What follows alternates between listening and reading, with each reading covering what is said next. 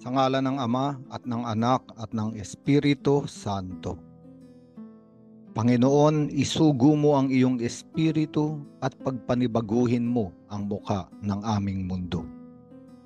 Ang ebanghelyo sa araw na ito ay mula kay San Lucas, Kabanata 9, talata 51 hanggang 56. Ang tagpo sa ating ebanghelyo ay ang pagkakataon na si Jesucristo ay nakatakda ng pumunta sa Jerusalem upang magdusa, ipako sa krus, mamatay at muling mabuhay, at upang siya ay umakyat na muli sa kalangitan. Ngunit bago mangyari ito, sila ay dumaan sa bayan ng Samaria, kaya sinugo niya ang iilan sa kanyang mga alagad upang mauna sa kanya. Ang mga alagad ay pumunta sa nayon upang ihanda ang matutuluyan ni Jesucristo, ngunit sila ay tinanggihan ng mga Samaritano, sapagkat ang mga Samaritano ay laban sa mga Hudyo, lalo pa nga sa mga Hudyong sumasamba sa Jerusalem, sapagkat sa Samaria at ang mga Samaritano ay may sariling templo, at ito ang templo ng Gerizim. Kaya nga, dahil sa pagtanggi ay namuo ang galit sa magkapatid na si Juan at Santiago, mga anak ni Zebedeo. Kaya sinabi nila kay Jesus, "Payag po ba kayong paulanan namin sila ng apoy upang sila'y matupok?" Ngunit bumaling si Jesus sa kanila at sila'y pinagsabihan, itinuwid, kaya't nagpunta na lamang sila sa ibang nayon. Makikita natin ang katangian ni Jesucristo, ang katangian ng anak ng Diyos na ipinadala dito sa daigdig hindi upang husgahan o kondenahin ang sanlibutan, ngunit kung hindi sa pamamagitan niya, ang mga taong mananampalataya ay maligtas. Ang ibig sabihin, walang dalang karahasan si Jesucristo mula sa kanyang puso. Ang dala niya ay pag-ibig, pagmamahal at kapatawaran upang maaligtas ang sangkatauhan.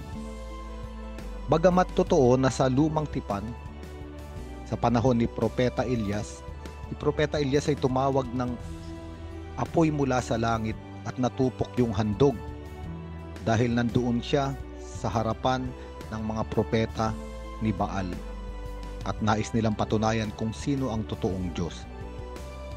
Ngunit ang konteksto dito sa ating ebanghelyo ay kaiba sa konteksto sa panahon ni Propeta Elias. Kaya nga makikita natin na si Jesucristo, bagamat siya ay tinanggihan, hindi siya nagiging marahas o napupuot sa mga tumanggi sa kanya. Kaya nga hindi siya pumayag na magpaulan ng apoy at tupukin ang bayan ng Samaria, sapagkat ang Panginoon ay maginoo. Si Jesucristo ay banayad. Kung ayaw siyang tanggapin, hindi niya pipilitin ang isang tao. Ang Panginoon ay mapag-antay. Ang Panginoon ay mapagtiyaga.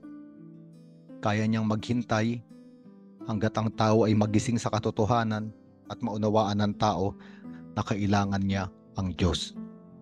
At buong banayad, kapag malaya na ang tao o sa kalayaan ng tao ay binuksan niya ang kanyang buhay, buong banayad na papasok si Jesucristo sa kanya. At ito ang sinasabi sa atin ng Panginoon ngayon. Sabi nga sa aklat ng Pahayag, si Jesucristo ay naroon kumakatok sa pintuan. At kung sinong nais magbukas at tanggapin siya, siya ay papasok. Walang karahasan, walang puot, walang galit. Isang Diyos na maginoo at banayad. Isang Diyos na naghihintay na magising sa katotohanan ang kanyang mga minamahal at papasukin siya sa kanilang buhay. Kaya nga sa araw na ito tayo ay kinakausap ng Diyos at tinatanong, nakahanda ba tayong papasukin siya o patuluyin sa ating buhay? Sapagkat siya sa tuwina ay nakahanda na pumasok sa ating buhay at buong pagmamahal, nais niya tayong makapiling. Sa ngalan ng Ama at ng Anak at ng Espiritu Santo.